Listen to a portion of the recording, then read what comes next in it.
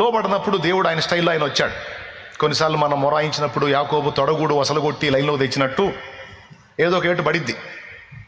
నీ మీద ఏర్పాటు ఉందనుకో తమ్ముడా, దేవుని ప్రణాళిక నీ మీద ఉందనుకో, దేవుడు నీతో మాట్లాడుతుంటాడు, ఇతరుల ద్వారా కూడా సాక్ష్యం ఇప్పిస్తుంటాడు. నీకే అర్థమవుతుంటుంది దేవుని ప్రణాళిక నా మీద ఉంది, నేను సేవ చేయాలి అనే స్పష్టత నీ ప్రేరణ ద్వారా కావచ్చు, నీలో నుండి ప్రేరణ ద్వారా కావచ్చు, ఆత్మస్వరం కావచ్చు, దేవుడిచ్చే దర్శనం, స్వప్నం, ప్రవచనం, అలాగే ఇతరుల ద్వారా కూడా సాక్ష్యం ఇప్పిస్తాడు.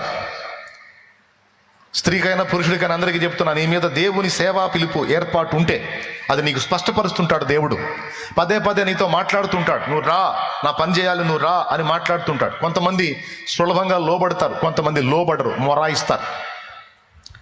మొరాయించినప్పుడు దేవుడు 1, 2, 3 చూస్తాడు. ఎంతకి వీడు లోబడట్లేదు అన్నప్పుడు యాకోబు తొడ గూటి మీద కోటింగ్ ఇచ్చినట్టు కోటింగ్ పడిద్ది. ఎందుకంటే కోటింగ్ పడకపోతే నువ్వు లొంగి లైన్లోకి రాకపోతే నీ ద్వారా రక్షింపబడాల్సిన ఆత్మలు నశించిపోతాయి. దేవుని ఏర్పాటు నీ మీద ఉంది, దేవుడు నీకు ఇచ్చిన తలాంతులు ఉన్నాయి, దేవుని ప్రణాళిక నీ మీద ఉంది, నీకు కూడా ఆసక్తి ఉంది. కానీ ఏం చేద్దాం, కొన్ని ఒత్తిళ్లను బట్టి, కొన్ని పరిస్థితులను బట్టి నువ్వు తెగించి అడుగు ముందుకు వేయలేకపోతున్నావు. కాబట్టి దేవుడు నువ్వు తెగించేటట్టు చేస్తాడు, ఎందుకంటే నన్ను అలా చేశాడు.